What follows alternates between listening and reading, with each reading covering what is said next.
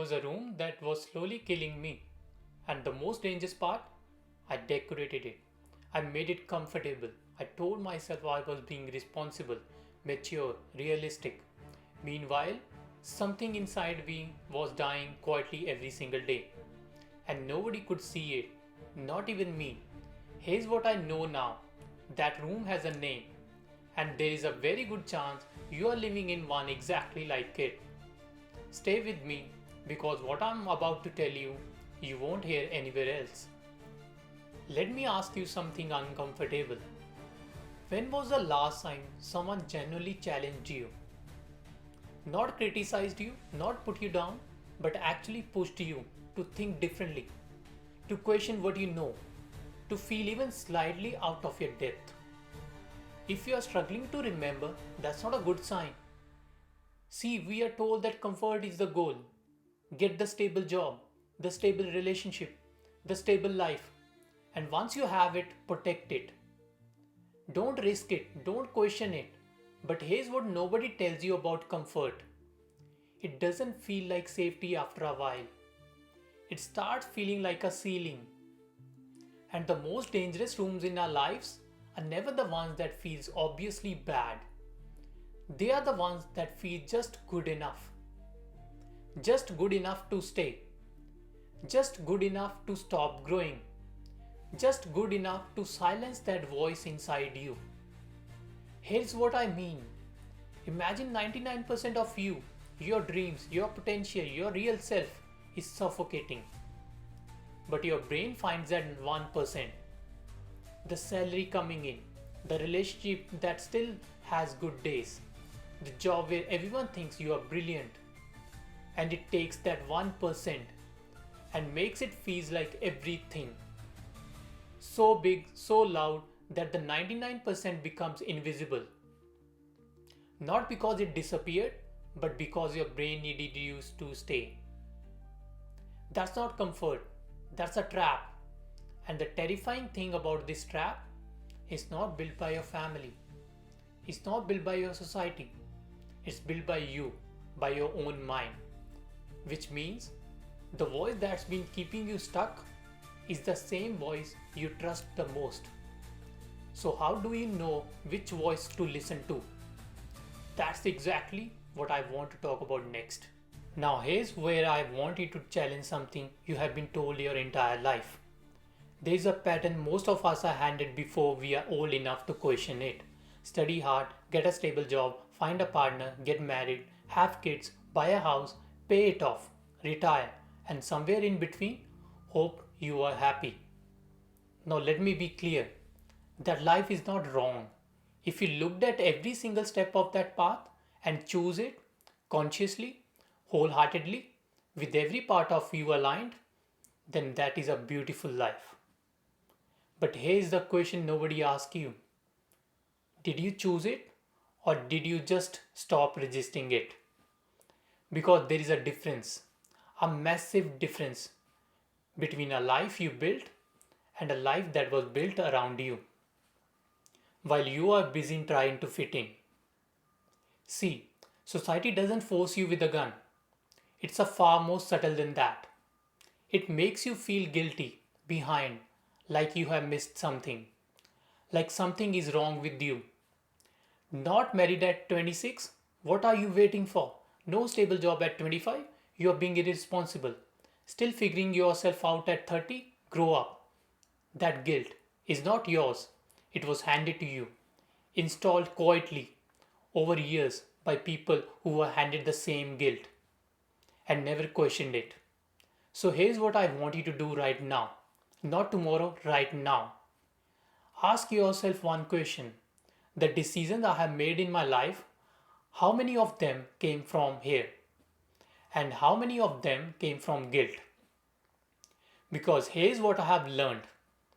Your conscious mind cannot be convinced by logic, by pressure, by guilt, by what everyone else expects. But your subconscious, that deeper part of you, cannot be fooled. It knows.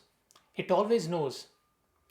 And when those two are out of sync, when you are doing something your conscious mind accepted, but your subconscious is rejecting, you feel it. Not as a thought, as a feeling. That quiet unease, that Sunday night dread, that sense that something is missing. Even when everything looks fine on paper, that feeling is not anxiety. That feeling is not weakness. That feeling is your truest self, trying to get your attention. And the question is, are you listening? Let me tell you what I did when I finally left that room. No plan B, no safety net, no guarantee, just a decision. The first thing I decided to was something that had nothing to do with business, nothing to do with money, nothing to do with anyone's approval. I decided to run 5 kilometers in under 20 minutes. Something only a small percentage of people in the world can do. For 3 months, I woke up every single day and that voice was there. You can't do this. You're not built for this. You have always been an average. Give up. There were days I didn't finish. Days I went home feeling like a loser. Days I genuinely questioned everything. But I kept showing up. Not because I was confident, but because I was done letting that voice decide. And then one morning, 19 minutes and 43 seconds, I crossed that line and I didn't jump. I didn't celebrate. I lay down on the footpath and I laughed. Not because of the time, not because I proved anyone else wrong, but because for the first time in my life, that voice went completely silent. You know that feeling when a crowd that's been doubting a player goes quiet? Not because they were asked to, but because he just showed them something they couldn't argue with. That's what 19 minutes 43 seconds feel like. Not a number, a silenced critic. The one who had been living rent free in my head my entire life. And here's what I want you to understand. I didn't silence it with talent. I didn't silence it with confidence. I silenced it with one decision made every single day for 3 months. That's it. One decision repeated until the voice had nothing left to say. Here's what I want you to do. Not tomorrow, right now. When this video ends, I want you to sit alone. No phone, no noise, no one else's voice in the room. Just you. And I want you to ask yourself one question. The decisions I have made in my life, the job I'm in, the relationship I'm in, the city I'm in, the version of myself I'm presenting to the world, did I choose these or did I stop resisting them?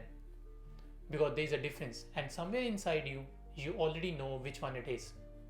Now here's the part where most videos tell you to make a giant leap. Quit your job, move cities, burn everything down. I'm not telling you to do that, because that's not how the brain works. Your brain has been protecting you for years. It's not going to hand over control because of a YouTube video. But here's what it will respond to.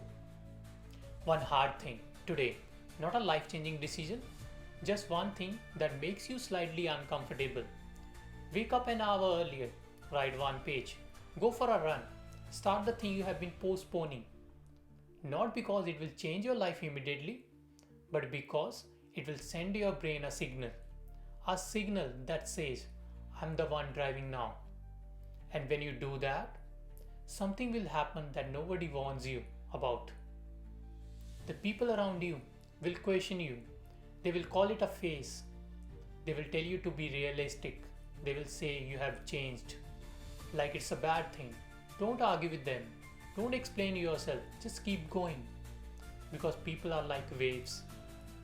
They go where the current flows. Right now, they are flowing toward doubt, toward safety, toward the comfortable cage. But the moment you start producing results, and you will, that same current will shift.